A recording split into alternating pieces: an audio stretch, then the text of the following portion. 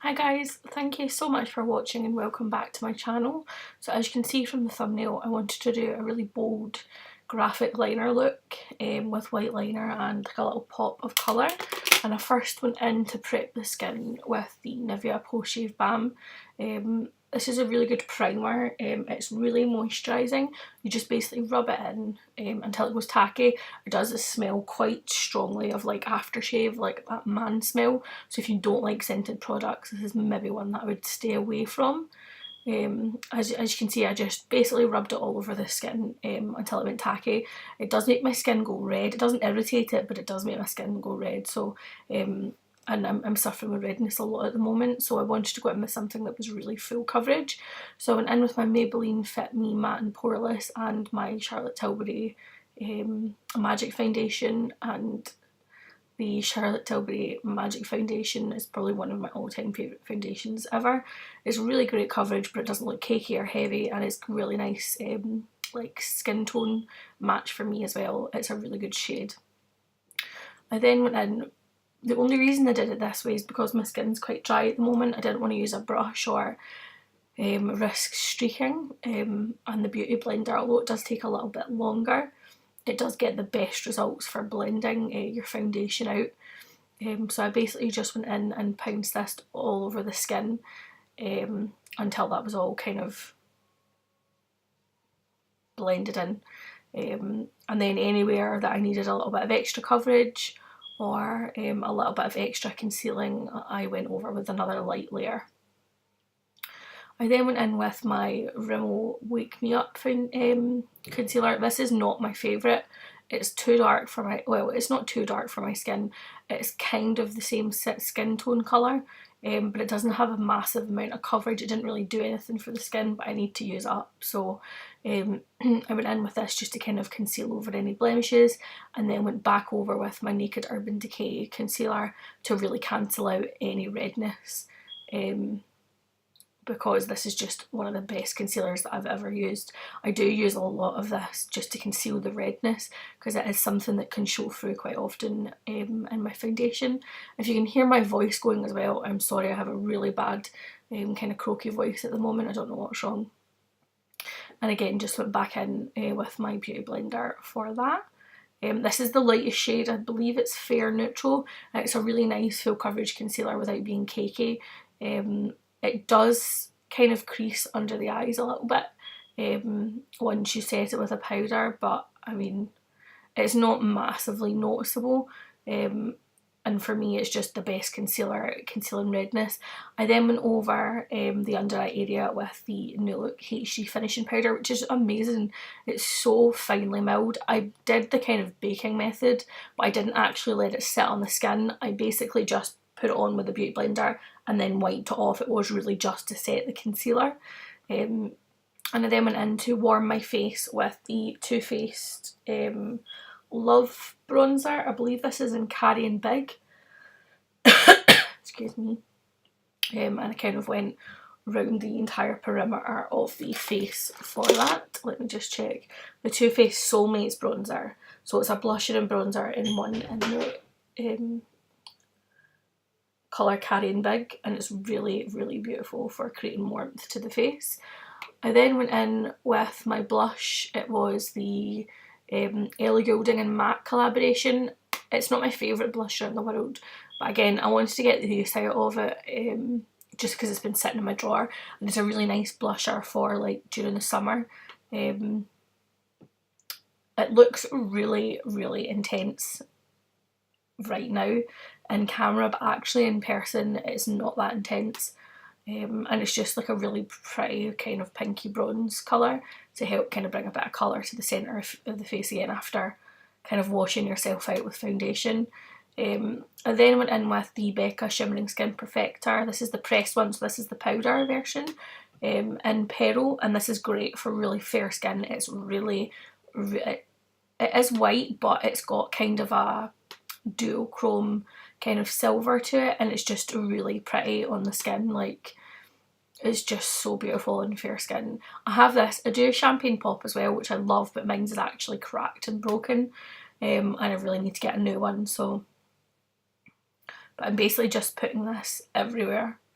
And I then went in with, this is the H&M, this is the new branded H&M eyeshadows. These are amazing. This was in fine china, so it was just like a kind of matte white shade or matte cream shade, and this is great just for setting the eyes and prepping them for eyeshadow.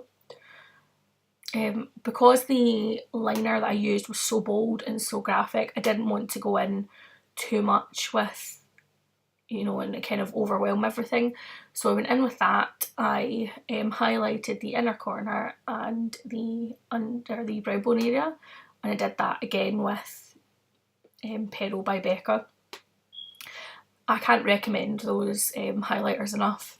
If anybody's in the hunt for a highlighter and you love a really intense glow, it's not got huge big chunks of glitter in it, then I really recommend the Becca ones. They are honestly amazing.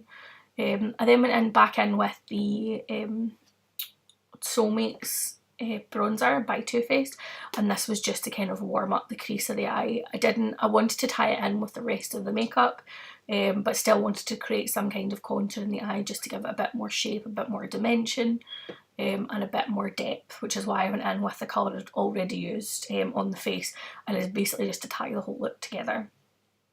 I then went in with a nude pencil in the waterline. This is just to open the eyes up. I didn't want it to look too heavy or too kind of costumey or anything like that, so I really wanted to brighten the eyes up and get rid of any redness. So I went in with a nude pencil, and then I went in with the NYX white liner. You do have to kind of take your time when you're doing kind of bold looks like this and just do it bit by bit, and I really like how this turned out. The one thing I will say is I love NYX products in general. I think they're really affordable, and I think they're really good quality, but for some reason, I don't know whether it was mine or whether anybody else has this issue, but after it being on my eyes for maybe 10 minutes, it started drying, but as it dried, it cracked. So you could visibly see cracks and it flaking off. And I don't know whether that's mine or that's just the way they are. I don't know if anyone else has had that issue. If you have, let me know in the comments below. I can't really comment on any of the other liners, like the black ones or the like vivid brights ones. I would quite like to get my hands on a couple of those just to try them out and see what they were like. But I mean, there are loads of NYX products I love. I mean, their pigments, their glitters, their blushes, their foundation, their highlighters are amazing. But this, just for whatever reason, I don't think I'll repurchase this. I'll use it up, but I don't think I'll repurchase it.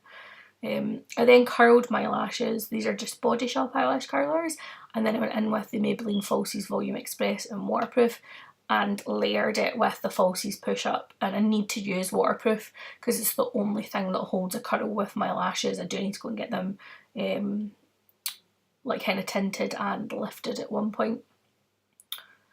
And then I went in with eyelashes and a bit of glue. I believe these are the Demi Whispies, and I cut them in half. You can also get the Fleur Loves from Eyelure, which are also an amazing pair of lashes, and they are already 3/4 length. They are actually probably my favourite, but I didn't have any to hand. And I then went in and lined my lip. I didn't fill in the entire lip, I only lined it with this Makeup Academy lip liner in red. This was literally £1. It's not the best kind of pigmentation, and you know, it's not probably the best colour that went along with that, the colour that I used, but I mean, it was fine for what I was using it for. And I did just go in and kind of overline the lips slightly. You're also going to see this lipstick that I used. So this was limited edition packaging, but it is actually permanent. I believe it's all fired up, and it's in the retro matte formula, not the matte formula. I am a huge big advocate of matte lipsticks in general. I think they're amazing quality, and the matte ones in particular are nice and matte, but they don't feel drying on the lips.